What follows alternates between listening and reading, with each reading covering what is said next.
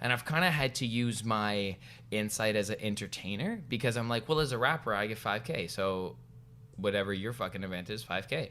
And then they're like, oh, well, no, it's tough. And, it's tough. And we're the only, and it's just like, well, then, like, and then you're stuck in a hard place, between a rock and a hard place. You're like, well, do I not want to do this? I know. And so I have a high performance coach now, and like, shout out Alicia, she's so good. So good. And she takes people usually making hundreds of thousands, push them into millions by creating high ticket offers and simplicity and preciseness in their execution and pitch. And what you found with my kind of esoteric brand and my natural state is kind of sell what you are, like what you naturally are. And the crux that I face, and I'd love to hear you rip on this and how to get across this in the meetings, is presenting value that has like an invoiced ROI on it. Like outside of like part of the pitch for us is like this is a permanent episode. Like this will always be up somewhere, like on Spotify and stuff. Yeah, like my pitch is the same every single time. Yeah. They're literally paying already. Like, are you advertising on Google? Are you on Facebook? Like, who are you talking to there? You don't even know what person you're talking to, and they're paying $4 per click, man. Yeah. So first, right off the bat, I ask them, what's it cost you to get a customer? And they're like, well, I don't know. So you know what to ask. 100%. I've been in the industry forever. I know how it works. Yeah. And I can teach you all this stuff, and and they don't even know half of it. Like these guys have $50,000-$60,000 budgets monthly. Some of these even smaller brands. Yeah. So, and they're paying people, but they're putting it on Facebook Marketplace. They're still on radio ads, which is fucking redonkulous. So is it the marketing companies? It's redonkulous. That's the fucking right word for it. Is it the marketing companies, or is it the brands being so blind to the industry and scared of the red tape making these weird old school outdated brands decisions? don't know any better either, man. And they expect to send me a product and say, hey, post this product. And they expect to get an ROI of astronomical numbers. Yeah. This product hasn't been in my community long enough. Exactly. You think I'm going to start selling this product? This product here, this Focus Feed, immediately. that was at my house for 8 months before it made it online. Good. And they don't realize that. So there's a portion that comes in. You want me to just drop a product and be unauthentic and expect people to try to buy this product all of a sudden because it's crazy. So that's what's happening in business. Their time, product, and focus is precious to them, and they haven't been able to get results.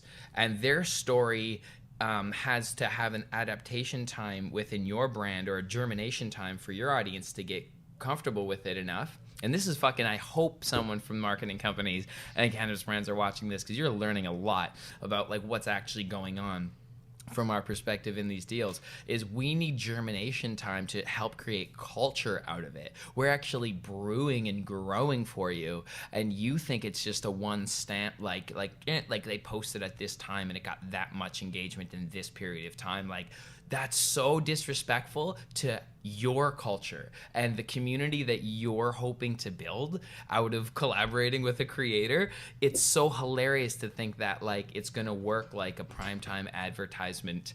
Like go out and buy Cheerios while watching Roseanne, and the next day Cheerios in that one area goes up. It's like maybe in the 90s, I guess, but like right now, you know, demographic A, Ryan, the barista, is going to check my Instagram today, tomorrow, the next day, the next day, the next day, the next day, the next day, and I'm going to implement something in my life authentically if the brand really aligns and you do use it.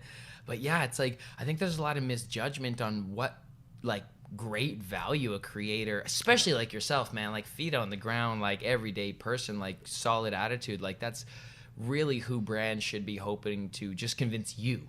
Like it should, like the abundance of like of happiness should be like that you just fuck with the creator, or that the creator likes your thing. Yeah.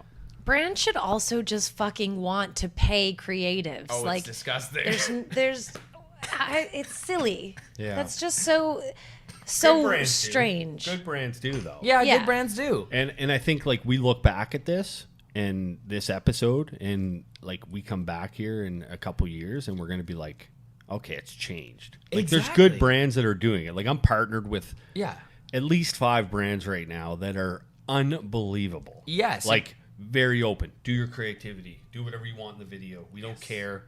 We like you. And I love that's what it's that. at, right? Those are the brands they're the only ones that I'll stand behind. Like Yeah. I get offers from brands. Some of them are ridiculous, like huge money.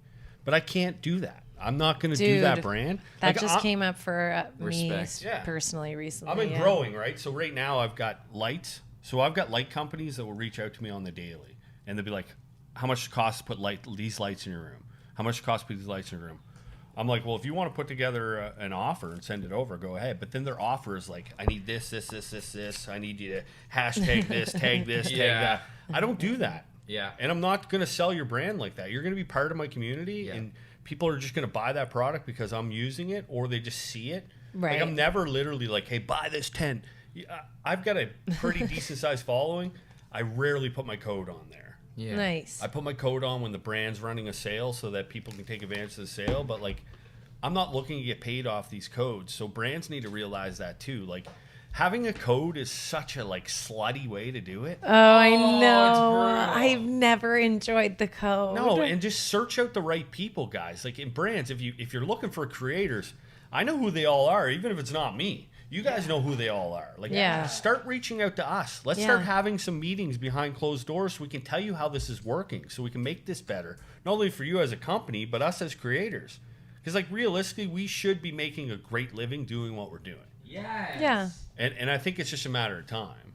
I agree. And to your point, there are great brands. There are great brands. Yeah, out for there. sure. And you know, I think the creative is always the last to get paid. Like, I did so Bullshit. much free acting work and so much free modeling work for so long for the exposure. yeah, I worked for beer and nachos like as a rapper for like 3 years. Yeah. Like And the line bullshit. was like, we don't have a budget to pay you, but it will bring people, so it's good exposure. exposure, and then That like sucked. Like, I where do- hated that. Where do the brands even get off? And like, it's just so funny. So we don't want to talk shit. We do want to affirm what we do want to manifest and bring to Exactly. life. But let's So bless those brands. Thank bless you, those brands for the ones Thanks. doing it correctly, and also like the brands that aren't. Let's just like, there's no more excuse. Like, you have access to this. You have access to like insights, and so let's just like wake the fuck up a bit on that level, because you're oppressing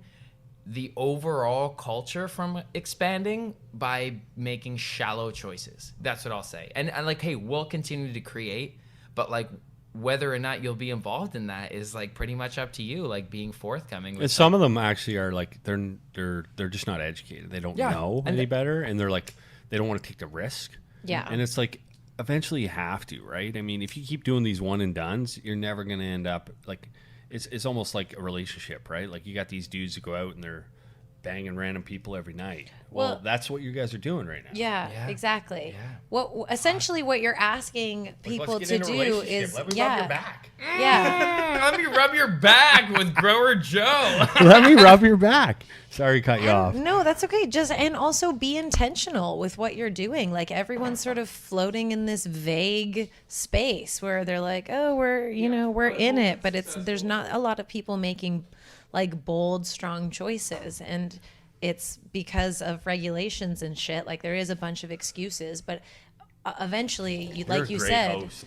I know he's so good. He's a real good host. I'm way less good of a host than he is, for real. I think you've been fantastic. I showed up. I had a joint. I brought weed, but I didn't roll any joints. But you had a rolled joint ready for me. Yeah, that's Perfect. Thank Everything you was so ready much. to rock there. I'm glad you enjoyed. I'm enjoying the whole experience, honestly, guys. I literally like. I think the whole online thing is new to me, but I'm starting to realize that you can still tell genuine people through a screen, and you can feel energy through a screen. Oh, totally. And that's what I felt from you guys, man. I mean, I remember when I found you guys, and I think I found you guys before you guys found me. And I was kind of just like watching it, and I'm like, these guys are going to be doing something.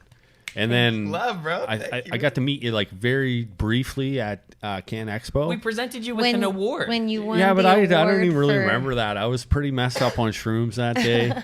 I was having a good you old were time. psyched, I was dude. We were pumped. like Do this. you want to know something? I was on shrooms that day too. Were you really? Yep, Love it. but just microdosed. Yeah, I was having like a good time. You were. I loved your vibe, man. It was so good. I just love that whole experience because, like, even though that it's not a massive event and it's not a massive award, it's just so cool that a company like that that's running an event is like looking into that, looking into the creator, starting to showcase that creator to build up that market, right? Yeah, for sure. It definitely like at every expo we've been to, there can be improvements. But of course, that's the case. Like,